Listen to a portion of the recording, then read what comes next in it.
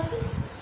आज हम स्टार्ट करते हैं सेमेस्टर 3 का जो आपका नया सब्जेक्ट आया है, personal tax planning and management.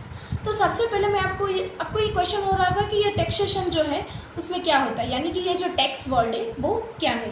तो सबसे पहले ये जो हमारा टैक्स वर्ड है वो कहाँ से आया है। ये जो टैक्स वर्ड है वो आया है लैटिन वर्ड टैक्सो के ऊपर से हमें ये टैक्स वर्ड जो है वो मिला है। अब ये जो टैक्स वर्ड को सबसे पहले इंट्रोड्यूस किसने किया था, तो सबसे पहले इसको इंट्रोड्यूस जो है वो सर जेम्स विलियम्स ने 1860 को ये जो वर्ड है टैक्स को इंट्रोड्यूस किया था। क्यों किया था? After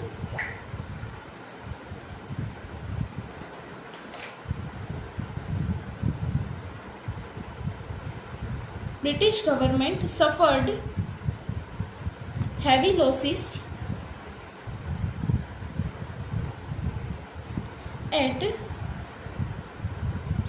in freedom movement of 1857। यानी कि ब्रिटिश गवर्नमेंट को फ्रीडम मूवमेंट के टाइम पे 1857 में फ्रीडम मूवमेंट के टाइम पे ब्रिटिश गवर्नमेंट को बहुत ही ज़्यादा लॉस हुआ था। उसके बाद उसने 1816 में सर जेम्स विलियम ने ये जो टैक्स वर्ड है उसको सबसे पहले इंट्रोड्यूस किया था। उसके बाद ये जो हमारे इंडिया के कौटिल्य है,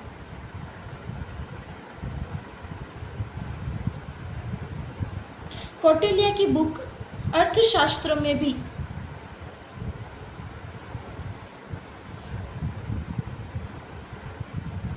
first text on public finance में भी टैक्स वर्ड का यूज़ जो है वो किया गया है। अब हमें ये पता चल गया कि ये जो टैक्स वर्ड है वो कहाँ से आए। अब हम बात करते हैं इनकम टैक्स। अगर हमें इनकम टैक्स के बारे में आप सभी जानते हैं कि अगर कोई पर्सन है वो अपनी इनकम में से कुछ भी हिस्सा, यानी कि जिसकी इनकम ज़्यादा होगी तो वो अपनी इनकम में से कुछ भी हिस्सा जो है वो गवर्नमेंट को पे करता है, तो उसे हम बोलते हैं इनकम टैक्स। अब ये जो इनकम टैक्स है वो कैसे कैलकुलेट करते हैं, उससे पहले हमें ये जानना होगा कि इनकम टैक्स के हेड, यानी कि ये जो इनकम टैक्स है उसके 5 हेड है जो हमें सबसे पहले जानना होगा। उसके बाद ही आपको पता चलेगा कि ये जो टैक्स है वो कैसे कैलकुलेट होता है। सबसे पहले ये जो 5 हेड है उसके मैं नाम बता दूं कि income from salary,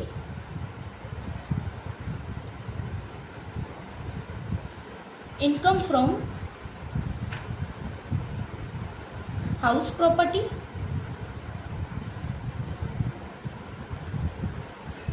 income PGBP, profit and gains from business and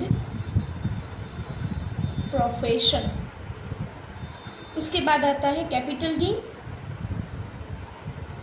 और लास्ट में है इनकम फ्रॉम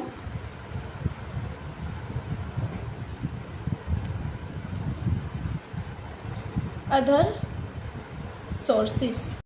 देखो सबसे पहले आता है इनकम फ्रॉम सैलरी, यानी कि जो ऐसा बंदा कि जो जिसकी सैलरी में से इनकम हो रही हो तो वो फर्स्ट है, यानी कि इनकम फ्रॉम सैलरी में टैक्स पे करेगा।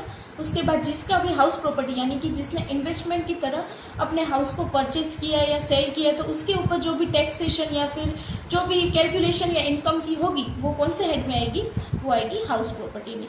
उसके बाद है पीजीबीपी, यानी कि profit and gains from business and profession, यानी कि जो कोई पर्सन है वो अगर बिजनेस कर रहा है या फिर प्रोफेशन यानी सीए है, डॉक्टर है, तो वो कौन सा हेड में पेमेंट करेगा, ये वो करेगा पीजीबीपी में। अब आता है कैपिटल गेन, सेल, यानी कि कोई भी असेट्स को हम अगर सेल करते हैं, जैसे कि हम शेयर्स जो है वो सेल कर सकते हैं, तो अगर हम उसको सेल करने की वजह से जो भी प्रॉफिट हो रहा है तो उसके ऊपर जो भी टैक्स लगता है वो आएगा कैपिटल गेन में।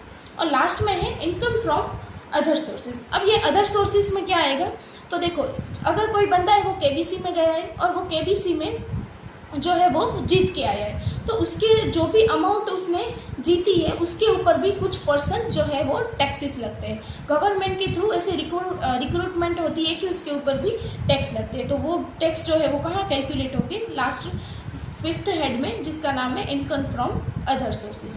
अब देखो आपको यहाँ पे क्या पढ़ना है कि ये जो मैंने आपको हेड बताए वो सारे के सारे आपके ये टैक्सेशन के एक एक चैप्टर है, यानी कि आप इसी सेमेस्टर में ये सैलरी पढ़ोगे, हाउस प्रॉपर्टी जो है वो भी आप यही सेमेस्टर में पढ़ने वाले हो।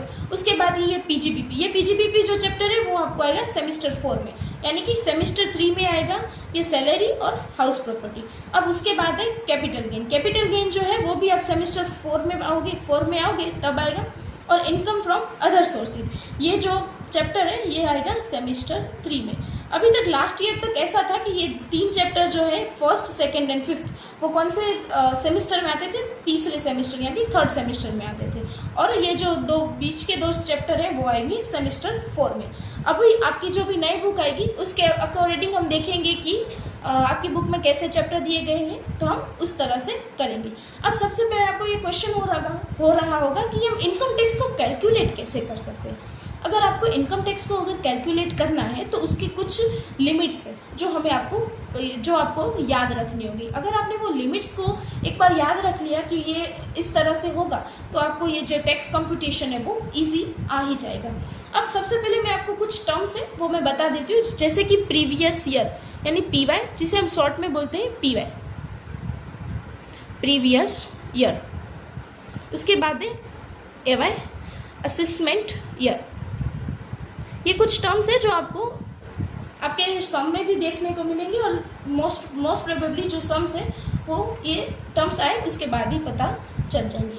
अब देखो प्रीवियस ईयर यानी क्या होता है, जैसे कि ये 2024 एंड 25 जो पिछला साल चला गया, यानी कि जिसकी शुरुआत हुई होगी 1/4/2024 को और जो ख़त्म हुआ होगा 31/3/2025 को।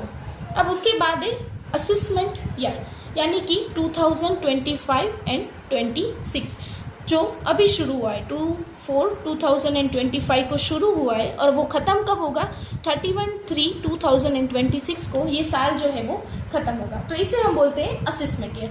अब इस दोनों में आपको अच्छे से याद रखना है कि कौन सा प्रीवियस ईयर है और कौन सा असेसमेंट ईयर है, तो ये आप एक बार देख लीजिएगा। अब इसके बाद मैं आपको एक रफ कैलकुलेशन के थ्रू बताती हूँ कि आपको जो टैक्स है वो कैसे आएगा। सपोज कोई पर्सन है,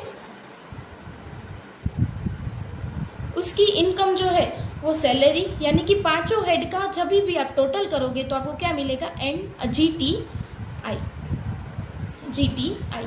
उसमें से कुछ डिडक्शंस होते हैं, डिडक्शंस यानी कि कुछ अपने प्रॉपर्टी है या फिर कुछ भी आपने इन्वेस्टमेंट करके रखा है, यानी कि LIC का प्रीमियम भर के रखा है या ऐसा कुछ भी आपने इन्वेस्टमेंट करके रखा होगा तो वो डिडक्शन में आएगा। उसके बाद आता है NTI, यानी कि आपके 5 हेड का जो भी टोटल होगा जिसे हम बोलते हैं GTI, जिसका फुल फॉर्म होता है ग्रोस टोटल इनकम।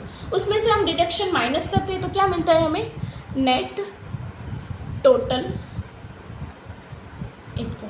तो ये हमारा क्या होगा GTI और NTI जो है वो ये आ गया। अब ये जो हमारी NTI होगी उसके ऊपर हमें टैक्स जो है वो कंप्यूट करना होगा। अब ये जो टैक्स है वो कितने % करना होगा, ये भी एक क्वेश्चन मार्क है कि हमें कितने % जो है वो टैक्स कंप्यूट करना होगा।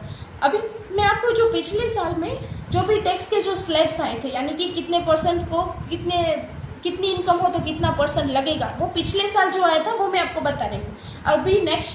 अभी आपकी बुक जो है वो अभी आने वाली है, सो अभी आपकी बुक में क्या होगा वो अभी हमें नहीं पता है, तो अभी जो आपकी बुक आएगी उसमें जो होंगे वो हम उसके बाद जो है वो हम करेक्शन करके देख लेंगे। बाकी आपको अगर टैक्स कंप्यूटेशन कैसे होता है अगर वो आपको देखना है तो मैं आपको बता दूंगी कि ये कैसे होगा, क्योंकि ज़्यादातर डिफरेंस बहुत नहीं आता है, थोड़ा बहुत चेंजेस होता है जो हमें पता चल जाएगा। थोड़े टाइम में आपकी बुक आ जाएगी तो आपको भी पता चल जाएगा। अब आपको लग रहा होगा कि सैलरी है या तो हाउस प्रॉपर्टी है, PGBP है, उसके बाद है कैपिटल गेन और लास्ट में है अदर सोर्सेस। अगर अब मैं मान के चलती हूँ कि ये मिस्टर A नाम का बंदा है, वो सैलरी बेस्ड है, यानी कि उसकी कहीं पे नौकरी लगी हुई है और उसमें से उसके 5 लाख जितना उसकी सैलरी है, उसके बाद उसकी हाउस प्रॉपर्टी और उसमें से कहीं पे भी और कोई भी इनकम नहीं है, तो इसका टोटल क्या हुआ 5 लाख। उसमें से अगर कुछ डिडक्शन है तो हम माइनस करेंगे। अब ये डिडक्शन क्या है, ये आपको नेक्स्ट सेमेस्टर यानी कि सेमेस्टर 4 में आपको अच्छे से पता चलेगा कि ये डिडक्शन क्या है, क्योंकि ये डिडक्शन ज़्यादातर आपको क्या कहाँ पे पढ़ना है, आपको सेमेस्टर 4 में पढ़ना है कि ये डिडक्शन क्यों है, इसके अंदर कौन कौन से रूल्स जो है वो आते हैं। सो ये डिडक्शन का चैप्टर जो है वो हम करेंगे तब आपको पता चल जाएगा। बाकी आपको सम्स में ऑलरेडी दिया होगा कि इतना डिडक्शन करना है, स्पेसिफिक दे दिया गया, अमाउंट ही दे देंगे तो हमें वहाँ यहाँ पे वो स्पेसिफिक अमाउंट जो है वो पुट करनी है, उसके बाद आपको NTI जो है मिल जाएगा। अगर देखो अब ये भी मैं आपको बता देती हूँ कि कितनी स्कीम्स होती है, कि हमें अगर टैक्स को कैलकुलेट करना है तो उसकी स्कीम्स जो है वो क्या होगी। तो सबसे पहले इनकम टैक्स की दो स्कीम होती है, एक ओल्ड स्कीम और एक होती है न्यू स्कीम। एक ओल्ड स्कीम है और एक न्यू स्कीम है। अब इन दोनों के जो स्लैब्स है यानी कि कुछ इनकम जो है उसमें कितना % जो है हमें लगेगा, वो हमें कब पता चलेगा कि जब आपकी नई बुक जो है वो आएगी, क्योंकि नई बुक में आपके स्लैब जो है वो चेंजेस भी हो सकते हैं। सो अब तब आपको डिटेल्स में पता चल जाएगा। सो आज के लिए आपको ये पता चल गया कि ये टैक्स वर्ड्स जो है वो क्या है, उसके बाद वो किसने दिया, उसके बाद जो टैक्स के कौन से 5 हेड है जिसमें हमको जो है वो टैक्स पे करना, टैक्स जो है उसके हिसाब से इनकम निकाल के हमें जो है वो टैक्स जो है वो पे कर सकते हैं। और उसके बाद ये प्रीवियस ईयर और असेसमेंट ईयर जो है वो भी क्या है वो आपको अभी पता चल गया होगा। सो हम नेक्स्ट सेशन में ये देखेंगे कि ये ओल्ड स्कीम और न्यू स्कीम ये दोनों क्या है, और ओल्ड स्कीम में कौन से स्लैब आते हैं और कैसे हम टैक्स को कंप्यूटेशन करते हैं वो हम नेक्स्ट में देखेंगे। और उसके बाद कि ये जो न्यू स्कीम है उसके अंदर भी कौन से स्लैब है और कौन से इनकम के ऊपर हम कितना टैक्स पेमेंट करेंगे वो हम नेक्स्ट सेशन में जो है वो देखेंगे। सो आज के लिए इतना ही। सो मिलते हैं नेक्स्ट सेशन में,